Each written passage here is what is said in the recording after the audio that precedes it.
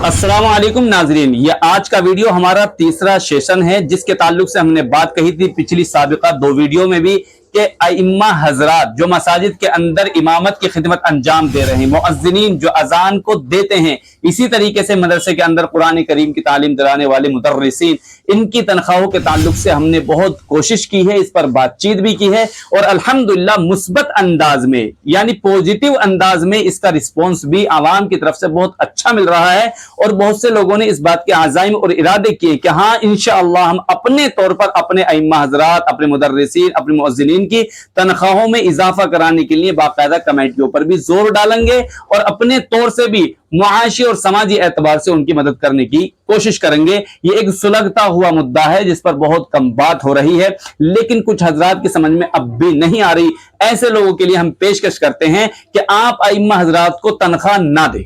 आप अइम्मा हजरात को तनख्वाह ना दे बल्कि अइम्मा हजरात को आप खर्चा दे दें और ऐसे करें आप उनको पैसा भी ना दें, रुपये की शक्ल में ना दें, बल्कि जो उनके इखराजात हैं इमाम हजरात से, अइम्मा हजरात से आप बाकायदा राब्ता करें और इमाम साहब से कहें कि इमाम साहब आप महीने के आगाज यानी शुरू में आप हमें अपनी इखराजात की एक लिस्ट देंगे जिसमें बाकायदा आपके खाने पीने के राशन का हो, दूसरी बात आपके नाश्ते का, दूध चाय पत्ती गैस वगैरह का हो, इसी तरह आपके कपड़े लत्ते का मामला हो, इसी तरह से आपका जो मेहमान वगैरह आते जाते हैं उनके ताल्लुकात से जो आपके अखराजात हैं, इसी तरीके से आपके बच्चे जो किसी स्कूल में, कॉलेज में या किसी मदरसे में तालीम हासिल कर रहे हैं उनके ऊपर जो अखराजात हैं उनके क्या अखराजात हैं। तो बहरहाल ये पूरी आप इमाम साहब से एक लिस्ट मांगे महीने की उनसे अखराजात की और उस लिस्ट के एतबार से आप उनकी तनख्वाह का तकर्रुर कीजिए। यानी यहां पर आप चाहे तनख्वाह ना दें, आपको अगर ऐसा लगता है बहुत ज्यादा दे रहे, भाई साहब अगर आप अपने ही घर के इखराजात की लिस्ट को चेक कर लें, एक बार उसका मुआयना और मुशाहिदा कर लें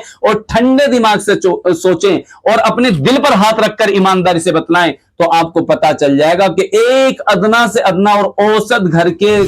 का जो खर्च है जिसमें बाकायदा एक बीवी और एक शोहर यानी दो हजरात ही हों और दो बच्चे यानी 4 अफराद हों तो तकरीबन उसके घर का जो इखराजात बैठेंगे वो आज के दौर के हिसाब से तकरीबन मेरे अंदाज में 12 से 15 हजार रुपए से कम नहीं बैठ सकते। इसलिए कि गांव के अंदर जो इस वक्त दूध का रेट है वो 70 का है, अगर शहर की बात कर दीजिए तो 80 और 90 का है और कम अज कम इतनी मुख्तसर और छोटी फैमिली के लिए 1 किलो दूध होना चाहिए पर डे, तो इस एतबार से 30 किलो दूध बैठ जाएगा और ये मेरे अंदाज में 3,000 के आसपास का दूध बैठने वाला है। इसी तरह गैस आप देख लीजिए कि एक महीने में अगर एक भी गैस खर्च किया तो 900 रुपए का है। इसी तरह से अइम्मा हज़रात अगर एक हफ्ते में 3 जोड़ी भी कपड़े उतारें तो वो इस महीने से 4 हफ्तों में 4 आप 3 चौक 12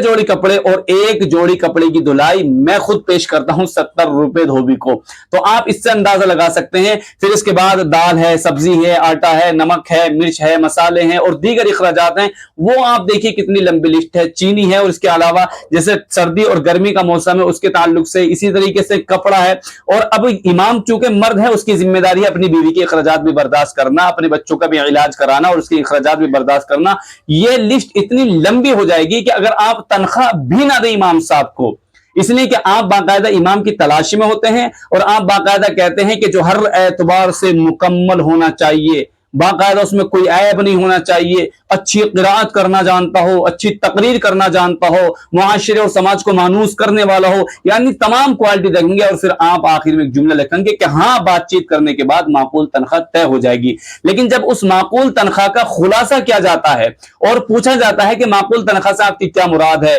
तो बड़े शर्म आती है और बड़ा ये बात झिझकते हुए बतानी पड़ती है कि बाज़ जगहों पर तो 8 और 10 हजार के बीच में तनख्वाहें मुकर्रर होती हैं और इसको आज का हमारा मुआशरा और समाज के लोग माकूल तनख्वाह कहते हैं। आप यकीन जानिए इस मामूली तनख्वाह में कुछ भी नहीं होने वाला है, कुछ भी नहीं होने वाला। अल्लाह के बंदो समझो इस बात को और इस गहराई को। अगर अइम्मा हजरात और मुदर्रिसीन और मुअज्जिनीन के इस निजाम को कायम न किया गया तो कसम खुदा की तुम्हारी मस्जिद में कोई इमाम नहीं होगा, तुम्हारी मसाजिदों में कोई अजान पढ़ने वाला नहीं होगा, तुम्हारे बच्चों को हलाल और हराम कुरान करीम की तिलावत कराने वाला, उनको पढ़ाने वाला कुरान कोई मैसर नहीं होगा। इसलिए कि जब किसी की बाकायदा जिम्मेदारी नहीं होगी, कोई वाजिब वाजिबी अमल पर मुकर्रर नहीं होगा तो फिर नमाजें बेतरतीब हो जाएंगी। आपने देखा कि जब इमाम 8 दिन के लिए या 2 दिन के लिए अपने मस्जिद से घर चला जाता है तो इस वक्त मस्जिद के अंदर कितनी बेरौनकी सी हो जाती है और एक खलासी महसूस होती है, हालांकि वक्त पर नमाज भी हो रही हो। और बसा औकात अगर किसी को तयन कर गया अपना नाइब इमाम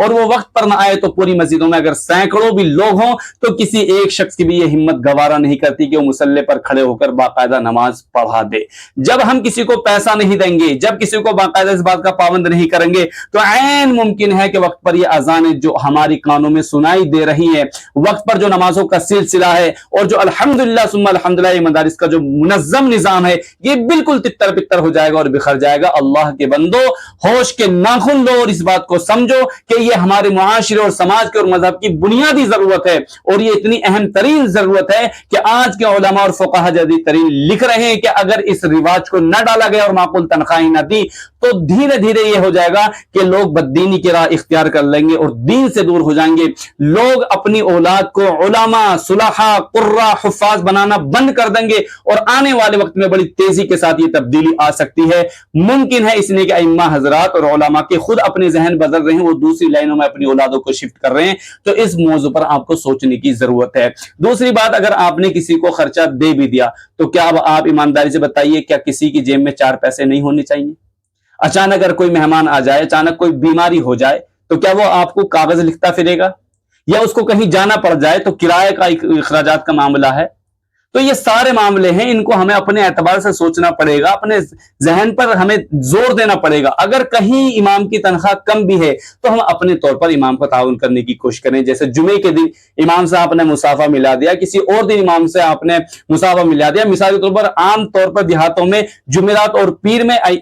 मस्जिदों को ताउन करने का क्या है, हमारे यहाँ पर एक नज्म सा है और एक तरह का रिवाज और रिवायात है। तो ऐसे मौके पर अगर 100 रुपए आप मस्जिद को दे रहे हैं तो 50 रुपए इमाम को दे दें ताकि इमाम की अखराजात में आसानी हो। बहरहाल उम्मीद है कि ये बात आपको जरूर समझ में आएगी और इंशाअल्लाह आज न सही कल सही इस पर अमल जरूर होगा। और इंशाअल्लाह अब हसास हो रहा है और आज की नौजवान नस्ल जो है इस बात को समझ भी रही है कि वो दूर दराज जाकर, पिकनिक पर जाकर, होटलों पर जाकर और इस तरह की खुराफातों में बहुत सा पैसा वो अपना खर्च भी कर देते हैं, लेकिन आज के उलमा पर वो खर्च भी कर रहे हैं। अल्हम्दुलिल्लाह सुम्मा अल्हम्दुलिल्लाह हमारा सिर्फ वीडियो बनाने का मकसद यह है कि माशरे में इस तरह की बेदारी भी आए, इसलिए कि इस दर्द को, इस जख्म को बयान करने वाले बहुत कम लोग हैं। उम्मीद है कि आप इस बात को समझेंगे, इस वीडियो को ज्यादा से ज्यादा शेयर करेंगे और आइंदा से इंशाअल्लाह अपने अइम्मा और अपने मुदर्रिसीन और मुअज्जिनीन के लिए आपका कुछ नजरिया जरूर बदलेगा। मैं इसकी उम्मीद करता हूं। जज़ाकल्लाह खैर। लेकिन अगर आपका कोई सवाल हो या कोई एतराज हो तो आप कमेंट सेक्शन में जरूर पूछ सकते हैं और कर सकते हैं। जज़ाकल्लाह।